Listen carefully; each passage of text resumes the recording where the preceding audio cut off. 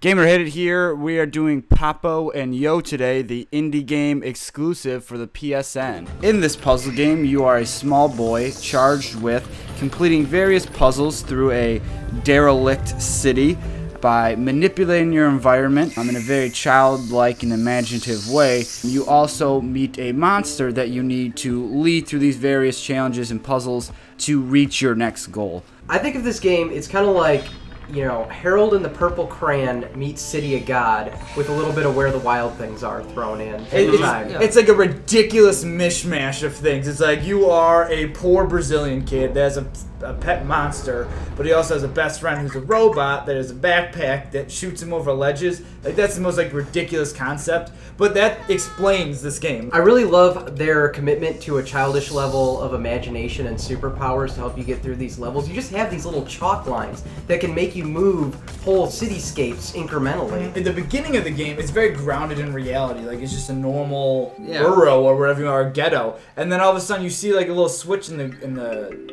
side of the wall, and you just pull it, and all of a sudden shit starts moving. You're like, oh, this is how this game's gonna be.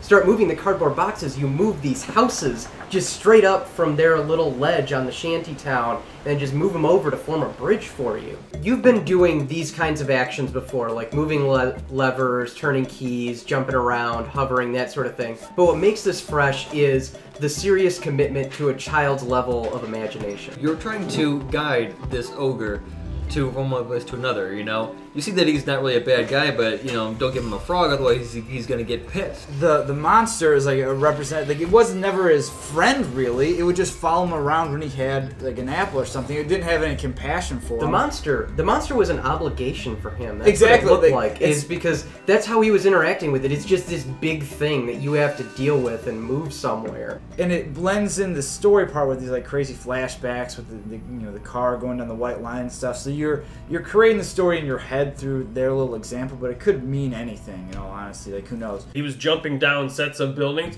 I wonder if we're gonna go real deep on it. Maybe he's jumping farther into his like imagination. But there's a lot of symbolism to the game. Like, if you actually sit down and look at it with like a critical eye and reading the like narrative of the game without like obviously reading a lot of words, it can make sense. But it's like there's a very consistent progression of this game as reality just being slowly peeled away from you. This game is a part of a genre that a game like Journey is in, that it's an experience game. It's not about the intense mechanics or really hard puzzles.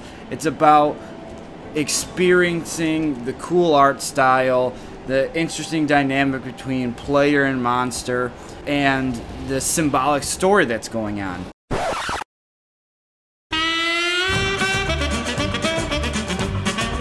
Chuck and frog? Chuck and frog. Fuck this game. I'm chucking frogs. I can't, I'm about to go chuck some frogs. You're a butt chucker. You can't bend it like that. Oh, you broke it, bro!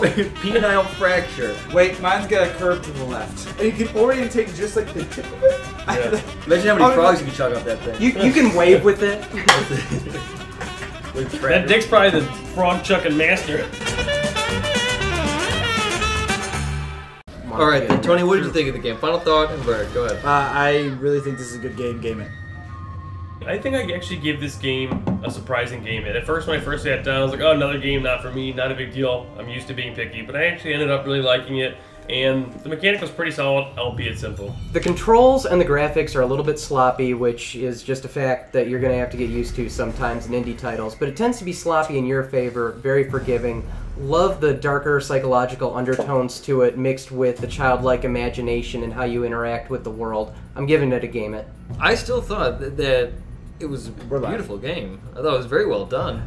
I would give this game a game it. It's $15 right now, if I'm not mistaken, right? And I'm sure that over the time, I mean, especially for PlayStation Plus members, and I mean, is it just on PlayStation? It's just on PlayStation. For right now, I'm sure that after a while, it'll probably be launched onto other things. It was entertaining enough to worth the buy. I thought it was attention grabbing. It was good. For Gamer Hate It, that is for Game It, but know that you're paying $15 from one shot. Maybe wait for a price drop on this.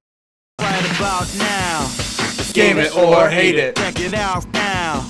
Game it or hate it. Right about now, Game it or hate it. Check us out now. Game it or hate it. right about now.